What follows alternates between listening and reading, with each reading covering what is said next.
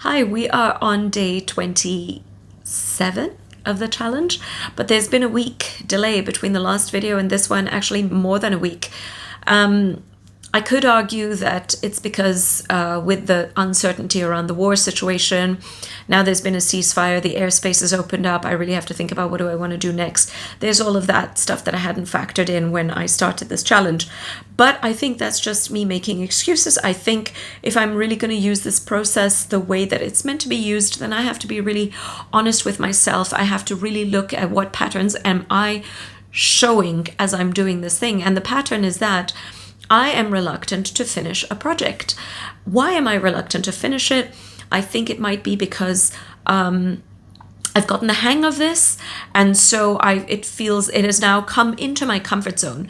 And when I finish this, then I'm going to have to think about the next thing, and that is again something new outside of my comfort zone. So although I have overcome that barrier to entry in my mind about, okay, I'm just going to sit, press record, and record the video, I haven't yet been able to apply that same principle to moving on to the next 30-day challenge or whatever it might be that I want to do.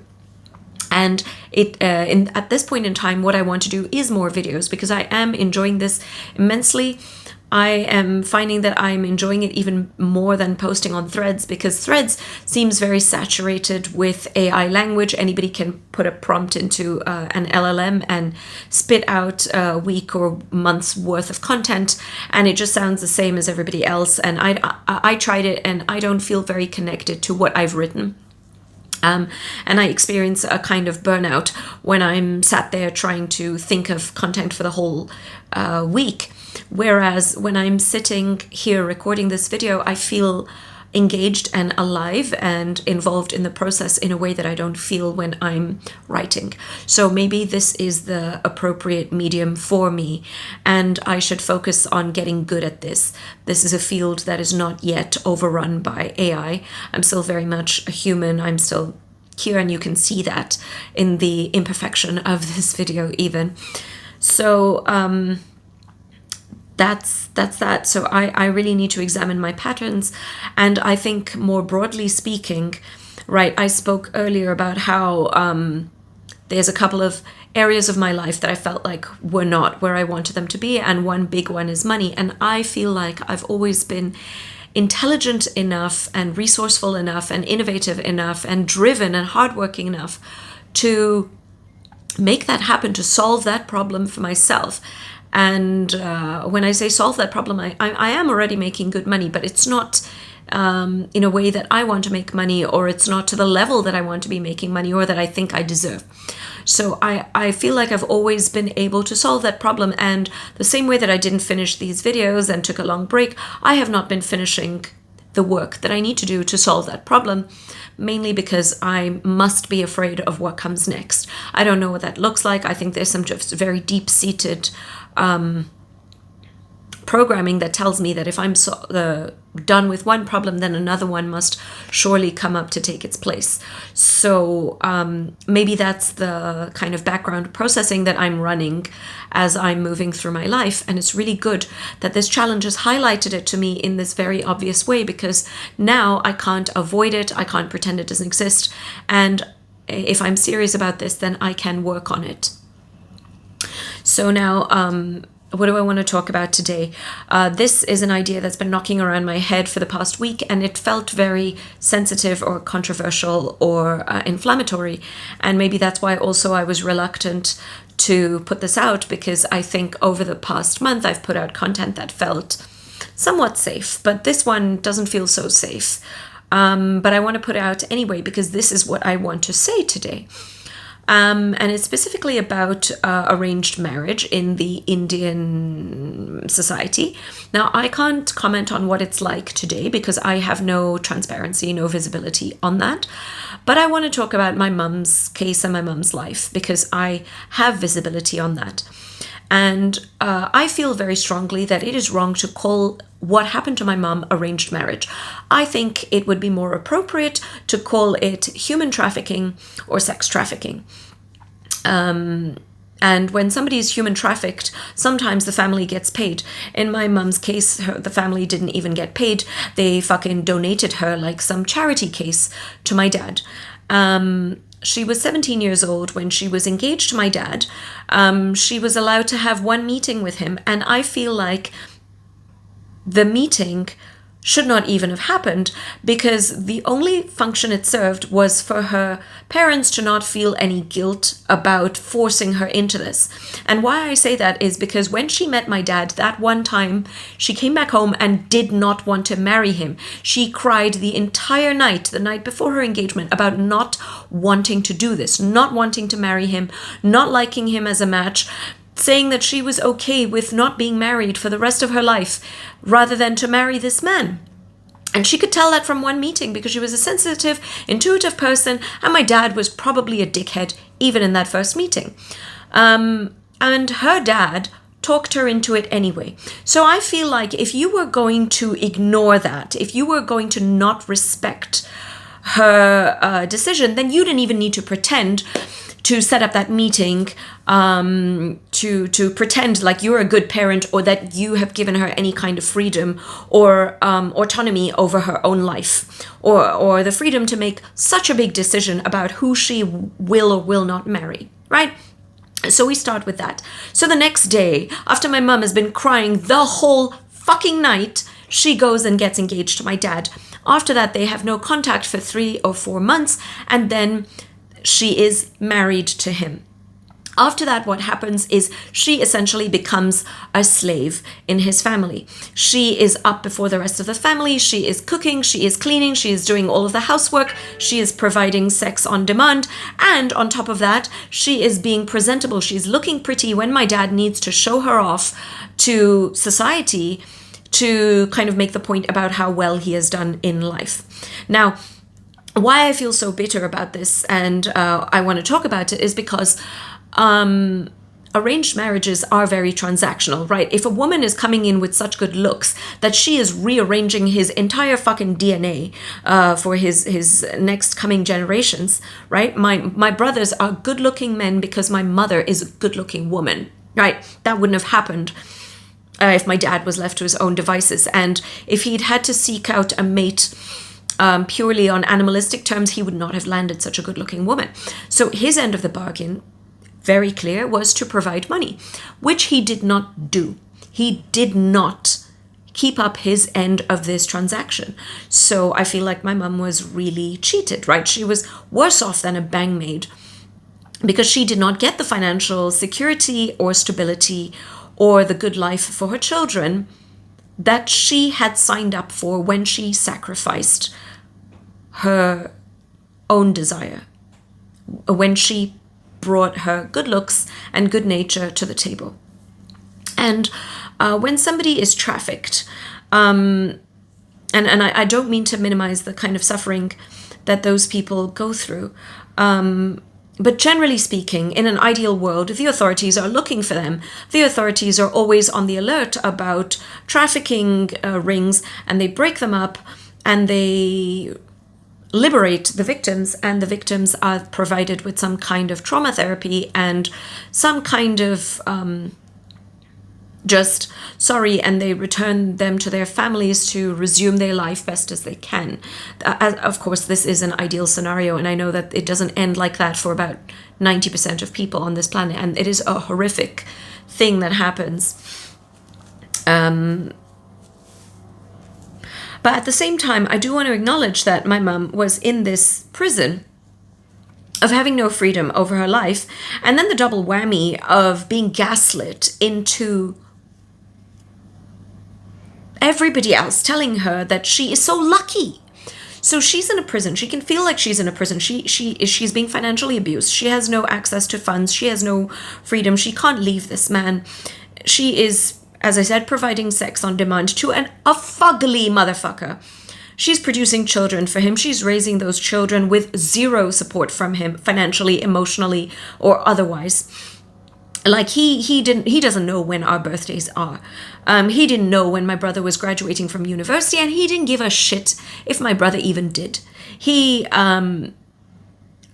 did not know what my brother was studying at university. Okay, so this is the kind of dad that I had. And this is the kind of spouse that my mum had. And she's been gaslit into, aren't you so lucky? You married into this prestigious family. You got to escape India. You got to marry into a family that was settled abroad. You have all this status in society. Look at what beautiful clothes he buys for you. Look at, he allowed you to drive. He buys you, he gives you such nice jewelry. And that hides the fact that she couldn't choose those things. And it's a real task to dress up in those fine silks and jewelry when you're fucking exhausted, when you haven't got any emotional support from your husband for your entire marriage, and then you're just supposed to show up looking like a doll to social events. And that when my dad kind of gave up on earning money and didn't want to do it anymore, that he just stole effectively that jewelry back from her and sold it for cash to run the household because he wasn't doing it. So it wasn't her wealth, it wasn't her money. She could not use it as a fuck you fund or as a get out of jail fund or a let me save for my children so they can have a better life fund. No. And as I said, through this whole thing, she's been gaslit about what a great opportunity, how respectable this is. Because Indian society has normalized this bullshit so much, right? This is not just my mother's story. I know so many women of my mother's generation who have this exact life story. And some of the women who were not as meek as my mother were, got what they wanted by being absolute bitches, by bitching and moaning, by fighting and crying and screaming and shouting and snatching from their husbands, stealing from their husbands, hiding those money away. And I respect that. I respect that. But at the same time, I don't think a woman should have to do all that to get what she is owed, right? I don't think a woman should have to scream and cry and be angry and bitter to snatch something that is her right in this marriage when you founded it on this transactional agreement, right? It should not be.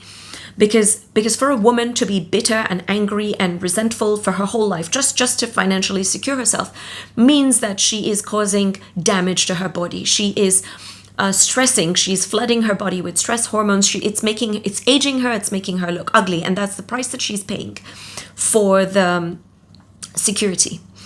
And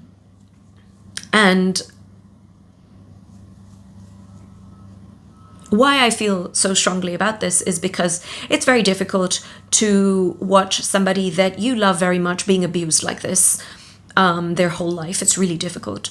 And to be kind of helpless to help.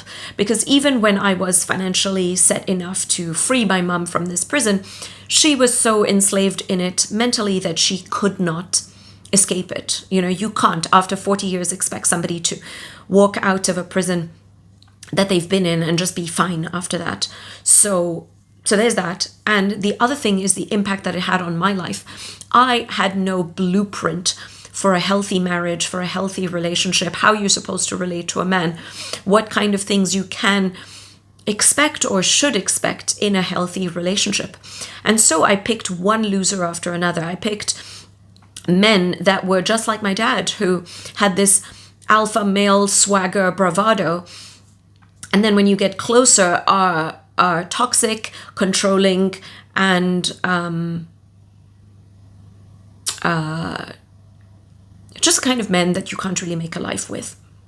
And I made that mistake over and over and over again for 20 fucking years. Because again, the prison was entirely invisible. So how can I break myself out of something that I can't even see? I asked for help. I asked so many people for help. But nobody helped me because, number one, they couldn't see the prison that I was in. Number two, I didn't even know what kind of help to ask for because I couldn't see the prison. And I broke out of it entirely by luck, I think. I think, oh no, I have to give myself some credit for this. I realized that something is really wrong and I don't know how to fix this, but I'm going to go to first principles. I isolated myself for 6 months. I really changed my whole life. I poured into myself. And then when I came out on the other side, I could see these things very clearly, almost like a like an algorithm. I see people running patterns now like algorithms, especially when it comes to relationships, because that's the problem that I solved. And I know that I solved it successfully because I, for the past year and a half, have been in a very healthy and happy and stable and peaceful and kind and loving relationship. So that's, for me, is the proof that I did solve this problem. Otherwise, I wouldn't have been able to pick so well. And I see women even older than me. Like I'm turning 40 this year. I see women older than me. I see women in their 50s still running this faulty software, these bad algorithms, these bad patterns, and they're blind to their own patterns, so they keep perpetuating the suffering in their own lives. I was watching Love is Blind Brazil. They have one edition where it's over 50s, and it was wonderful to see. It was wonderful to see people like still being so vibrant and alive and enjoying their lives. But at the same time, as the season progressed, I was seeing these women just sabotaging themselves and just being insufferable. And it's because you can see these young women patterns of insecurity, not knowing who they are, not knowing what they need, making their own problems somebody else's problems, expecting the partner to fulfill needs that they don't know that they have, or have never articulated clearly. All of this is creating such a toxic dynamic, and these women are just impossible to be with. And it was so embarrassing for me to watch older women still going through this, and seeing it happening in Brazil tells me that even though they don't have this dynamic of arranged marriage and this toxic bullshit that we call marriage in India, they still are running the same problems. And that's why, like, I'm so passionate about this. I care so much about this, where I think the most significant thing that I've done in my life is just that I have avoided that fate. That's it. I have nothing to show for it. It's not like I have millions of monies and a big house and status and whatnot. And I don't have those material things because I didn't start at zero and get to build that. I started at a negative 100 something and I came up to zero. I avoided the fate of my mother. I don't want this for us. I don't want this for the next generation of women. I am seeing it in younger women now. I'm seeing how they are mortgaging their soul to a man who barely can wipe his own ass and is really not in a position to be a steward of a woman's heart and soul and body, and to really step into that masculine leadership role to provide the stability and emotional safety that a woman needs in order to flourish. I don't want this. And that's why I am so passionate about this.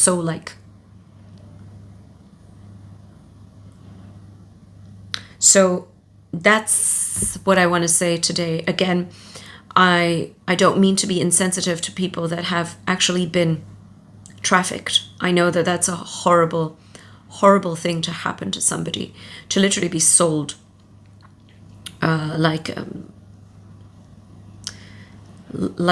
machine, or like a puppy, or without any regard for the incredible beauty that makes somebody human. But I also don't think it's fair to call what happened to my mum arranged marriage. That really sanitizes what the fuck happened to her. Really sanitizes it. We need to start using better language that really describes the reality of the lived experience inside this bullshit. Okay, that's my video for today. I will be back tomorrow.